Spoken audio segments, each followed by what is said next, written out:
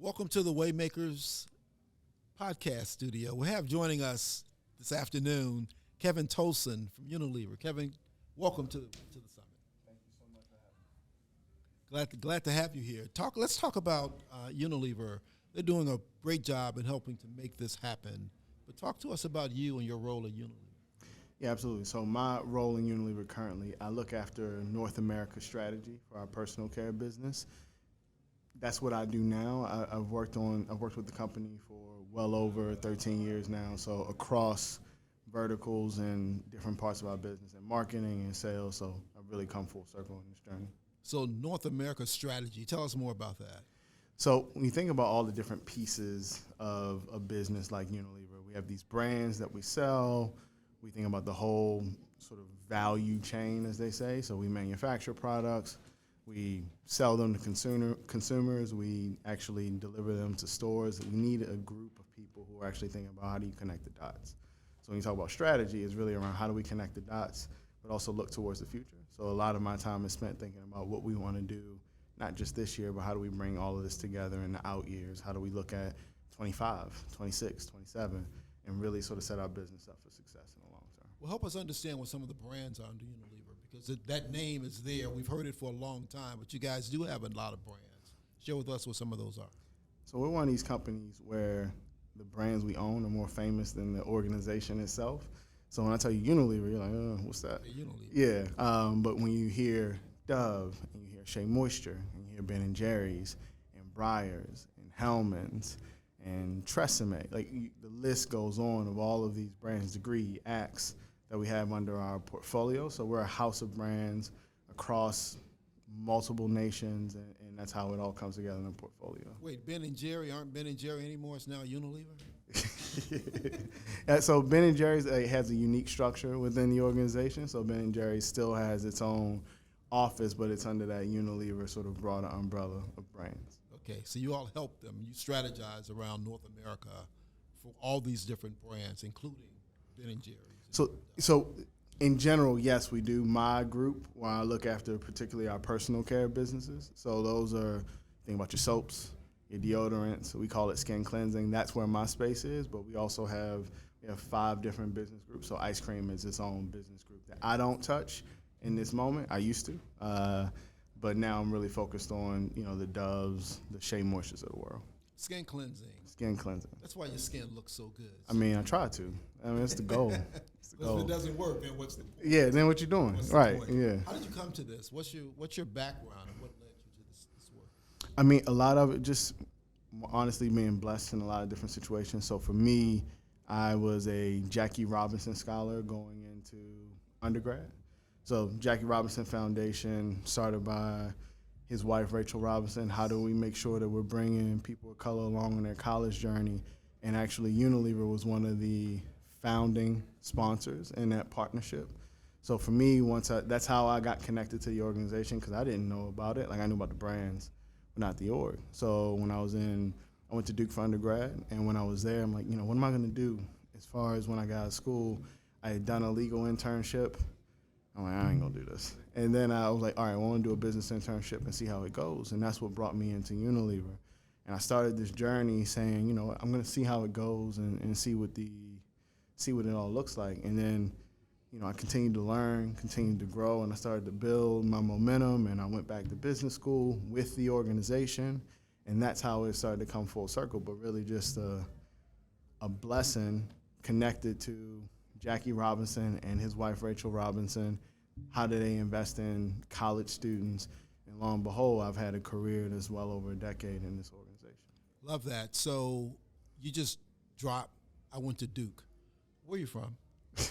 Well, I'm from Baltimore City. So that is my home of homes. And then I decided to go to Duke for undergrad, which at that time was like heresy. You don't go from Maryland and go down to Duke. But it was a great experience for me, just a chance to be around just a collection of really smart folks, a really vibrant black community, believe it or not. And then I'm telling you, there's a vibrant black community at Duke University, absolutely. And not just basketball players. Not just basketball players, let me tell you. Just being there, it was great exposure to global cultures, different cultures, and I think the education you get there, and like what I was able to pull from that, brought it to Unilever, and I've just been able to kind of cultivate things since then. Yeah. Just an unnecessary hard time for Duke. My son-in-law actually went to Duke. So I mean, your son-in-law makes good decisions, so there it is. Well, he married my daughter. So Twice over. And he pledged the right frat, so it's all good decisions. It depends on what. There's only one, and we're not going to even go to it. Okay. If you don't know, then we shouldn't even have it. I mean, I do know, but we'll talk after the podcast. But if it drops in here somewhere, we can get it straight all right. as we talk. But you also mentioned you went to business school. Where'd you go to business school? NYU. So I went to business school at Stern. So for me, I didn't want debt. So I went to business school with the organization. So that was the time where I really saw a big acceleration in my career, where I was working during the day, going to school at night, taking work problems into the classroom, taking classroom solutions into the office, and just doing that back and forth. I really found my way to, like, how do I pull in insights, not just from like our organization, but other industries, other thinkers, and really being able to start to put the pieces of the puzzle together. So for me, I found that intersection, right? And for me, the intersection was marketing, finance, and strategy. And when I was able to marry them together and not just thinking from one lane, but like putting them all together and weaving it, that's when I was able to really accelerate how I did business, how I built brands, and how we, made solutions for consumers. There's a certain beauty to being in a big organization because you do have the opportunity to spread out as you did and get to go to business school on somebody else's dime, which is pretty amazing. This is the Waymaker Summit. And the whole concept around Waymaker, as Lewis presents it, is it's people who help you along the way. Nobody makes it on his or her own. Talk about some of the Waymakers that have come into your life. So I've been fortunate, and I've had a few. I think one I've mentioned to you already, Jackie Robinson. Yes. And Rachel Robinson, finding a way for me to afford a school that is not easy to afford. Right. And it wasn't just from a scholarship standpoint, it was bringing folks together each and every year to New York City for a mentoring and networking weekend, where they taught us how to build a LinkedIn profile back in 2006 when everybody didn't have one, when it wasn't known in the same way, how to build your resume, how to have presence, like all of those individual pieces that they put into it. Of course, my parents, like even little things of my mother deciding, you're not going to your zone school. I don't care what the zone is. I know zip codes determine outcomes. This is where you're going to go to school. I'll go take care of it. And she took care of it. So, like, things of that nature where the investment my parents have made in me, those moments, and even within my career, I've had a number of folks that have looked after me.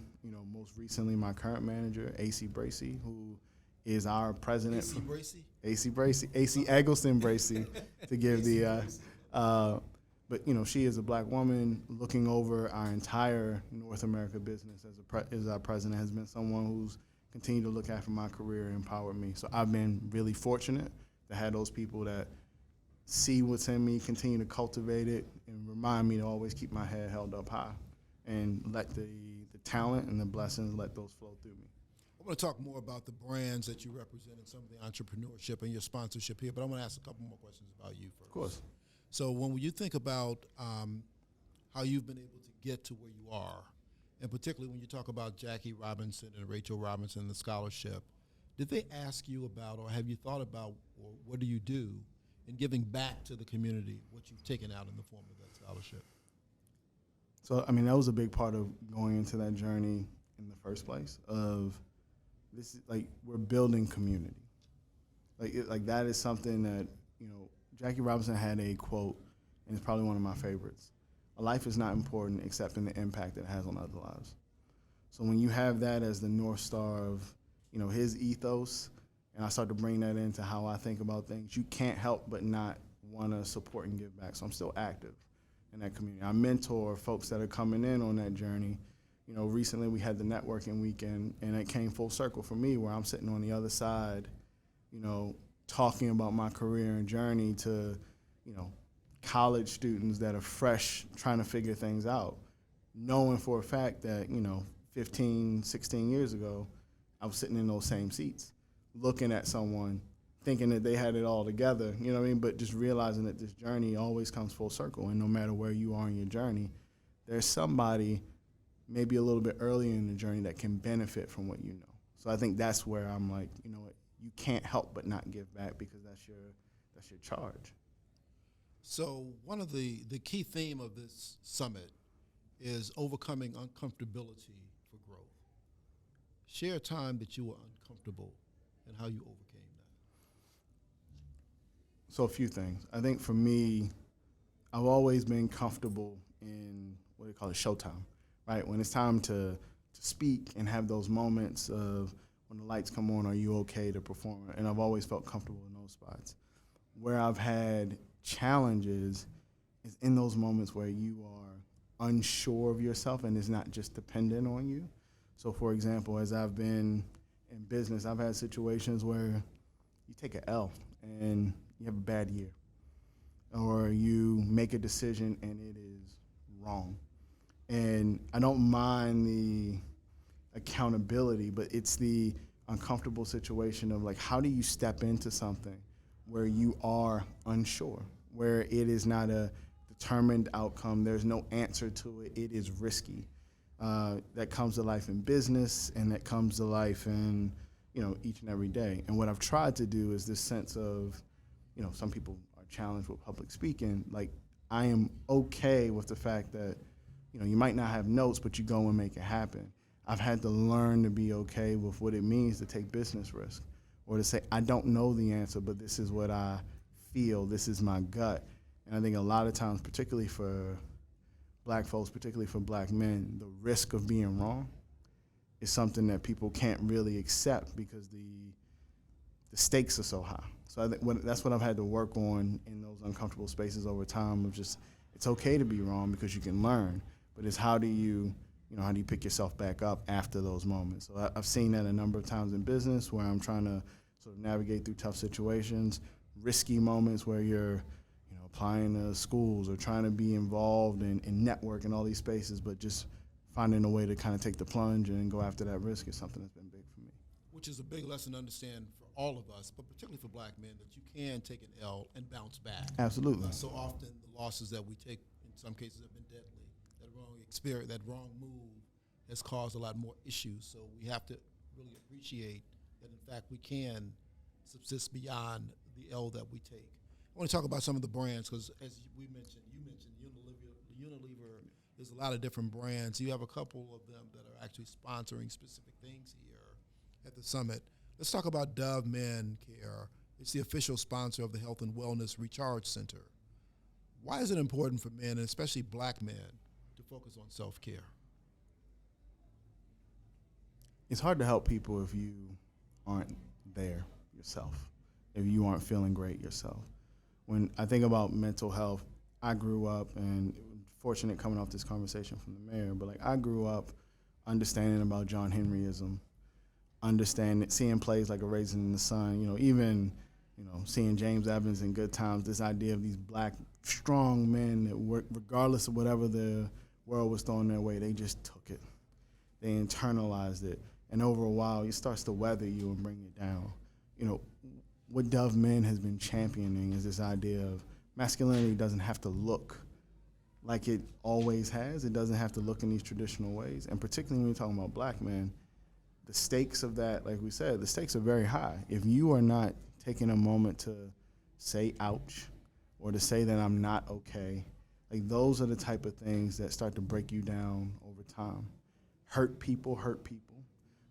When you're not feeling right, if you're not your best, how can you provide the love back to your family, back to your community that is what we ideally want to happen? So it's about creating this positive flywheel. And it's so important to focus on your mental health because when you are clear, it allows for joy to come in. So I think that's the key, but also something that Dove Men has on top of mind for the brand of what we want to stand for, that sense of evolved masculinity. Which picks up not only on Dove Men Plus Care, but you also covered the Shea Moisture Men's and their sponsorship here, which is also helping to talk about men's mental health, which you covered as well. I'll make sure the mayor hears this podcast because clearly you were taking notes when he spoke. I mean, he was being impactful, so I had to take it in. He'll be happy to have heard that. Let's talk a bit more about the recently launched Next Black Millionaires program that Shea Moisture has done. Yeah, so the Next Black Millionaires program is a part of Shea Moisture's New Voices Fund. And what they've done is they've actually brought in 3 entrepreneurs with their businesses, and they're giving end-to-end guidance, right? So they're getting consulting on how to manage their supply chain, how to drive distribution. And through this partnership, one is translated to like a 6-part docuseries that's on Roku. But the other part is these businesses are getting support and expertise and also distribution in partnership with Target. So now you have folks within the community driving their own businesses that are getting help, support, dollars. So there's a $100,000 grant going to each of them, and expertise, so that they, one, can drive wealth creation within, generational wealth creation within the community, but is also encouraging, again, this sense of if Shea can give back to these entrepreneurs, as these entrepreneurs grow their businesses, they will feel that same charge to give back. So, like, how do you create that chain reaction of support and love within the community? How do we learn more about these entrepreneurs, and how do we support them? I think first and foremost, check out the docuseries. It's on Roku now. All 6 parts are there. And then also, if you want to support, as I mentioned, there's distribution within Target stores and on Target.com, so you can have access to the different entrepreneurs. Kevin Tolson, it's been great talking to you. It's been my pleasure. Before we finish up, which fraternity are you in? The first and the most important. Jesus, how many more alphas we going to bring in this joint? This is a Kappa Alpha Psi room. That's it. No more alphas. Good to talk to you. Appreciate your support of the summer. Thank you so much.